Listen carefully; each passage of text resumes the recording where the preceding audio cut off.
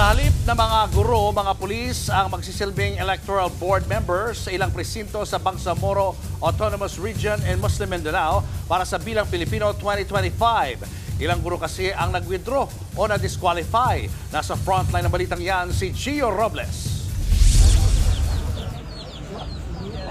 Nagkumpulan sa labas ng munisipyo ng Bayan ng Butig, Lanao del Norte ang ilang mga gurong dadalusana sa final testing and sealing ng automated counting machines para sa Bilang Pilipino 2025. Pero hindi sila nakapasok dahil hinarang sila ng mga taga-suporta ng iba't ibang mga kandidato na kumukwestiyon sa kanilang relasyon sa iba pang tumatakbo.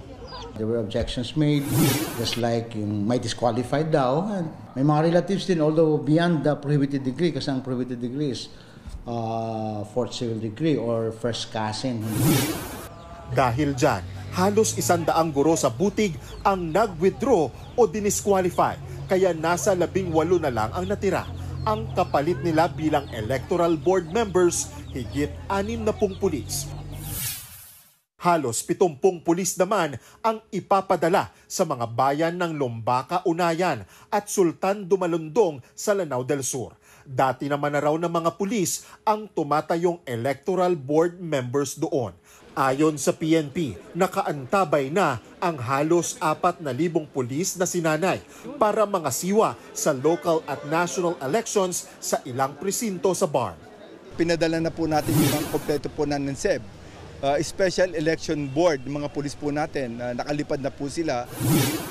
Alinsunod daw ito sa hiling ng COMELEC na dagdag puwersa bago ang botohan sa Lunes. Sa ngayon, 100% ng handa ang BARM na may higit 2.5 milyon na mga botante sa araw ng Lunes. Binabantayan din ng PNP ang matagal ng alitan ng ilang pamilya sa rehiyon na posibleng makaapekto sa eleksyon.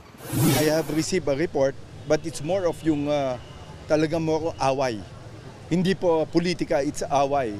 Yung iba kasi they take advantage na ito na nag-aano sila para mai-contribute po dun sa election related. But if you look deeper, grudges po before.